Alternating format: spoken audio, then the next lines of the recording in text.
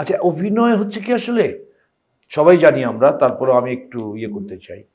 অভিনয় সম্পর্কে অভিনয়ের ১ম অভিনয় শিল্পী বা আমাদের গুরু বা দেবতা যাকেই বলি না কেন, তিনি হচ্ছেন থেসপিস। থেসপিসিয়ান সম্পর্কে খুব ভালো বলে বিপাশা, হায়াত, তাওকির খুব ভালো বলে। আমি ওদেরটা শুনি, ওদের কাছ থেকে আমি শিখি। শেখা তো শেষ নেই। ফরিদি ভাইকে জিজ্ঞেস করি যে, "আপনি কি করছেন?" বলে, "আমি পড়ছি।" বলো, "কি পড়ছেন?" বলে, "আমি স্টানিস্লাভস্কি যে বিল্ডিং এর ক্যারেক্টার এটা পড়ছি।" মানে সে তখনও ক্যারেক্টার তৈরি করছে। মানে মরার আগেও সে ভাবছে যে এভাবে কোন ক্যারেক্টারটা তৈরি করবে সে। হুম, হুম, হুম। এইটা হচ্ছে অ্যাক্টরদের সবচেয়ে বড় ট্র্যাজেডি, যে শেষ পর্যন্ত তাদেরকে ওই চরিত্রের মধ্যে থেকে যেতে হয়। যেটা নিয়ে আমি 92 তে একটা কবিতা লিখে বসেছিলাম। বসার পরে দেখলাম যে না, ইটস ওকে, ঠিকই আছে।